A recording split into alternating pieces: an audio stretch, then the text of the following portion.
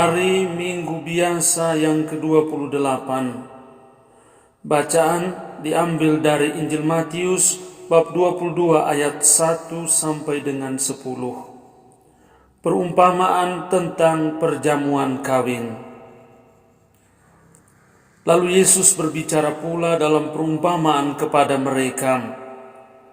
Hal kerajaan sorga seumpama seorang raja yang mengadakan perjamuan kawin untuk anaknya. Ia menyuruh hamba-hambanya memanggil orang-orang yang telah diundangnya ke perjamuan kawin itu, tetapi orang-orang itu tidak mau datang.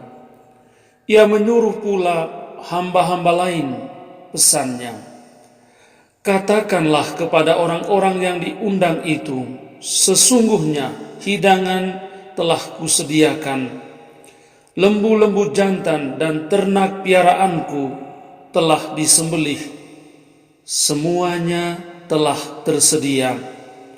Datanglah ke perjamuan kawin ini. Tetapi orang-orang yang diundang itu tidak mengindahkannya. Ada yang pergi ke ladang, ada yang pergi mengurus usahanya, dan yang lain menangkap hamba-hamba itu, menyiksanya dan membunuhnya.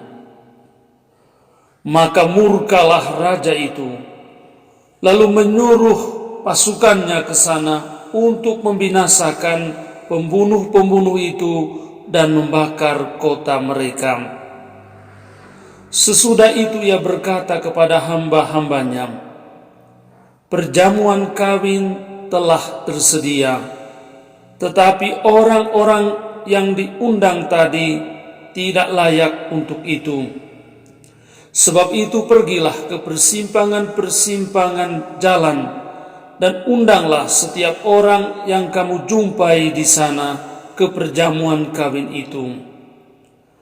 Maka pergilah hamba-hamba itu dan mereka mengumpulkan semua orang yang dijumpainya di jalan-jalan, orang-orang jahat dan orang-orang baik, sehingga penuhlah perjamuan kawin itu dengan tamu. Injil Tuhan. Terpujilah Kristus. Saudara-saudariku yang terkasih di dalam Kristus, hal kerajaan surga itu seumpama seorang raja yang mengadakan perjamuan kawin untuk anaknya. Raja itu mempersiapkan segala sesuatu supaya pesta perjamuan itu akan menyukakan dan menggembirakan baik untuk anaknya maupun untuk para undangan. Lembu-lembu jantan dan ternak peliharaannya disembelih untuk menjadi suguhan makanan yang lezat. Semua telah tersedia. Dan lalu dia menyuruh para hambanya untuk memanggil para undangan. Saudara-saudara, betapa marah, kecewa, bahkan menjadi murka ketika melihat bahwa tak satu pun tamu yang telah diundangnya itu datang. Semuanya sedang sibuk dengan urusan masing-masing, dan barangkali kebanyakan aktivitas seperti pergi ke ladang, mengurus usaha, bahkan ada yang menangkap hamba-hamba, menyiksa mereka dan sampai membunuh mereka. Jadi semua urusan atau aktivitas itu dibuat-buat supaya tidak pergi ke pesta perjamuan kawin itu. Dan lebih menghina lagi, saudara-saudaraku, mereka mensabotase perjamuan itu dengan menyiksa dan membunuh para hamba itu. Maka murkalah raja itu. Tetapi saudara-saudariku yang terkasih, sang raja tak habis akal. Apa yang telah direncanakannya harus dilaksanakan. Rencanaku bukanlah rencanamu. Rancanganku bukanlah rancanganmu. Jalanku bukanlah jalanmu. Pestaku bukanlah pestamu. Kerajaan Allah seumpama sebuah pesta perjamuan persaudaraan, perjamuan penuh kehangatan dengan sukacita. Kerajaan Allah diadakan untuk menyenangkan dan membahagiakan manusia. Kerajaan Allah adalah pesta perjamuan nikah di mana semua manusia mendapat undangan. Bahkan orang baik dan orang jahat, semua orang di persimpangan-persimpangan jalan dikumpulkan di bawah tenda pesta dan makan dari meja perjamuan. Rencana Allah yang begitu indah dan baik ini tidak ditanggapi oleh manusia. Karena mengapa, saudara-saudaraku?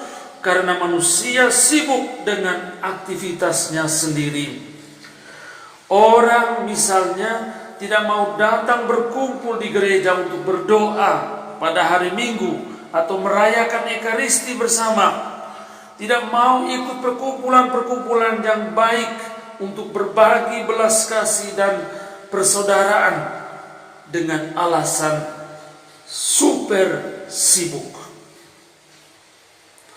Manusia pada zaman sekarang kecanduan aktivisme dan hidup dalam irama sibukisme, sampai akhirnya melupakan atau mengabaikan apa yang bernilai, apa yang bermakna, dan apa yang sejati dari kehidupan ini.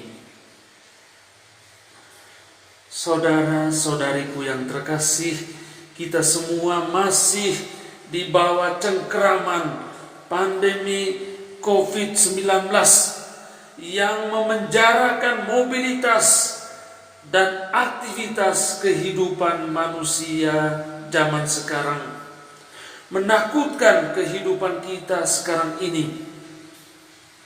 Tetapi dengan pandemi ini sekurang-kurangnya manusia belajar, manusia diajak untuk merasa lebih tenang